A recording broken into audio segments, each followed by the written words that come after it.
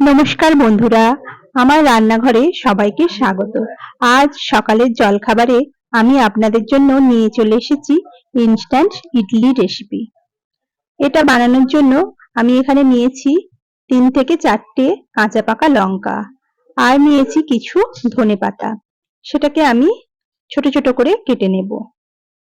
এখানে পাকা লঙ্কাটা আমি জাস্ট কালারফুল করার জন্য নিয়েছি। আপনারা হাতের কাছে না থাকলে শুধু কাঁচা লঙ্কাটাই নিতে পারেন। তারপরে নিয়ে নিয়েছি আমি 1 টুকরো আদা, সেটাকে আমি গ্রেটারের সাহায্যে গ্রেট করে নিচ্ছি। আর নিয়েছি আমি কিছু ভাঙা কাজু। দেখুন, কাজু বাদাম আমি 8 থেকে 10টা কাজু বাদাম এইভাবে ভেঙে নিয়েছি। এখন আমি এইরকম একটা মেজারিং কাপ নিয়ে নিয়েছি আর তাতে নিয়ে নিচ্ছি 1 কাপ সুজি।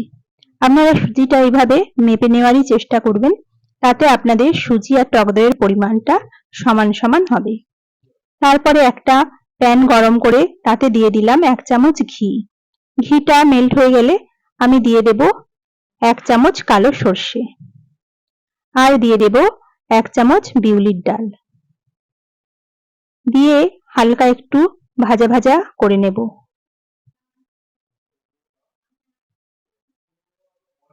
এরপরে দিয়ে দিচ্ছি ভেঙে রাখা কাজু বাদাম, কাঁচা লঙ্কা আর দিয়ে দেব আমি গ্রেট করা আদা। দিয়ে সবকিছুকে একটু ভালোভাবে ভেজে নিতে হবে, আদার কাঁচা গন্ধটা চলে যাওয়া পর্যন্ত। এখন আমি দিয়ে দিলাম 1 কাপ সুজি। সুজিটা দিয়ে খুব বেশি লাল করে ভাজবো না, মোটামুটি হালকা ভাজা ভাজা হলেই আমরা নামিয়ে নেব। দেখুন, এইভাবে কিছুক্ষণ নাড়াচাড়া করে আমরা সুজিটাকে ভেজে নেব। এখন আমি দেখুন এইরকম একটা কারি পাতা নিয়েছি, তার থেকে আমি কয়েকটা পাতা আমি টুকরো করে দিয়ে দিচ্ছি সুজির মধ্যে। দিয়ে সেটাকেও আমি ভেজে নেব। সুজিটা আমার ভাজা হয়ে গেছে। এখন আমি একটা এরম পাত্র নিয়েছি আর তাতে আমি সুজিটা ঢেলে নিচ্ছি।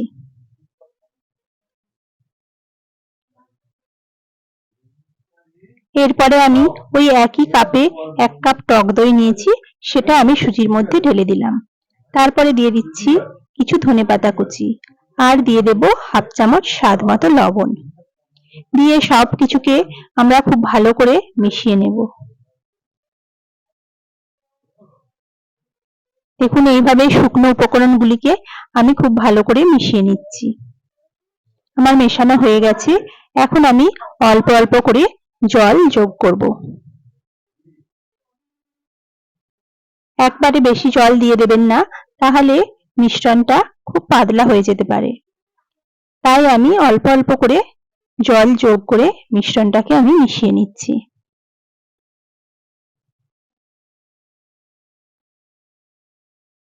দেখুন, এইভাবে করে আমি একটা ঘন ব্যাটার তৈরি করে নিলাম। এখন আমি এটাকে ঢাকা দিয়ে রেখে দেব 20 থেকে 25 মিনিট।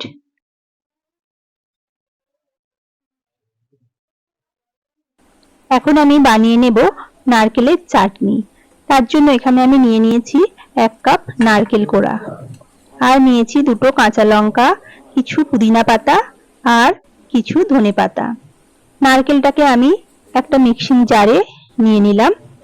দিয়ে সবকিছুই আমরা মিক্সিং জারে নিয়ে নিচ্ছি, ধনেপাতা, পুদিনা পাতা আর কাঁচা লঙ্কা।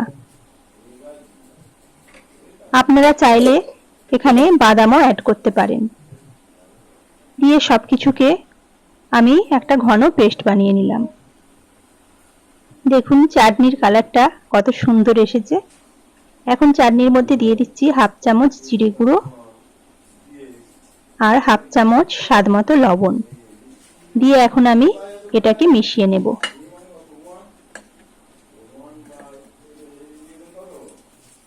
এখন গ্যাসে আমি একটা তড়কা প্যান বসিয়ে নিলাম আর তাতে দিয়ে দিচ্ছি 2 থেকে 3 চামচ সাদা তেল।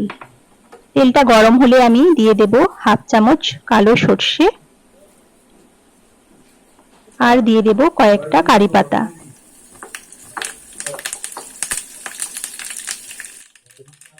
এখন কারি পাতা আর সর্ষেটা একটু ভাজা ভাজা হয়ে গেলে আমি ঢেলে দেব চাটনিটার উপরে। এখন এটাকেও আমরা খুব ভালো করে মিশিয়ে নেব। এখন চাটনিটা আমার রেডি। এখন ফিরে এলাম ব্যাটারের মধ্যে। দেখুন আমি ঢাকনাটা খুলে দেখাচ্ছি, ব্যাটারটা অনেকটা গাঢ় হয়ে গেছে। এখন আমি এখানে আরো কিছুটা জল যোগ করব।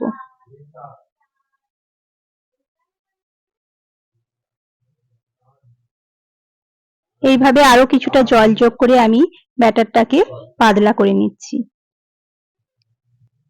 এই সময় আপনারা ঠিকঠাক ভাবে জলটা অ্যাড করবেন, কারণ ব্যাটারের ঘনত্বটা খুব বেশি গাঢ় বা খুব বেশি পাতলা হলে হবে না। এখন আমি দিয়ে দিচ্ছি 1 চা চামচ খাওয়ার সোডা। আপনারা খাওয়ার সোডার বদলে ইনো ব্যবহার করতে পারেন, তাতেও এটা ভালো হয়। এখন আমি গ্যাসে একটা এরম ইডলি স্ট্যান্ড নিয়ে তাতে আমি জল গরম করার জন্য বসিয়ে দিচ্ছি।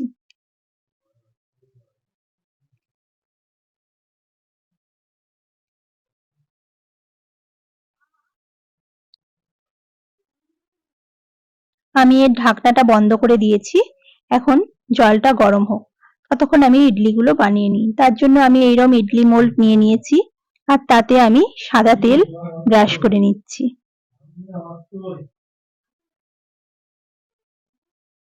আমি এখন সব ইডলি মোল্ড গুলোতেই এইভাবে তেল ব্রাশ করে নেব।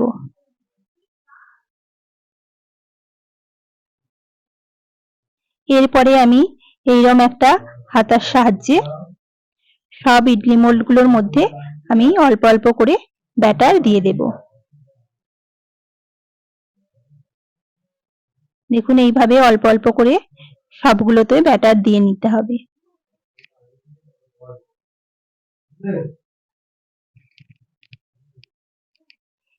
এই ইডলি আপনারা সকালে ব্রেকফাস্টে বা বাচ্চাদের টিফিনেও দিতে পারেন।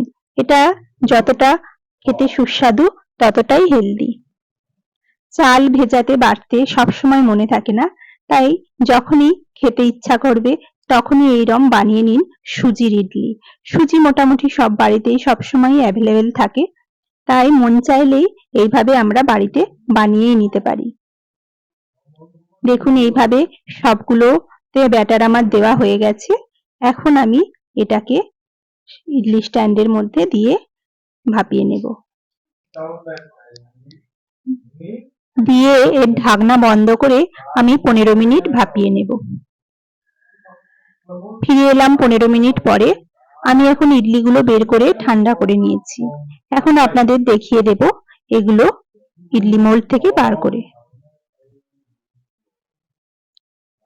দেখুন এইভাবে চামচ দিয়ে নিচে থেকে একটু চাপ দিলেই ইডলিগুলো আমাদের উঠে আসছে।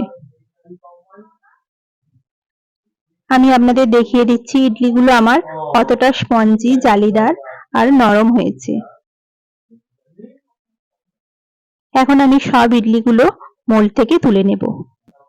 যদি আমার আজকের রেসিপি ভালো লেগে থাকে তাহলে অবশ্যই আমার চ্যানেলটিকে লাইক, শেয়ার ও সাবস্ক্রাইব করে পাশে থাকবেন। দেখুন এইভাবে আরো একটা আমি তুলে আপনাদের দেখিয়ে দিচ্ছি, আর এটা আমি ভেঙে দেখাচ্ছি ভেতরটা কতটা জালিদার আর স্পঞ্জি হয়েছে।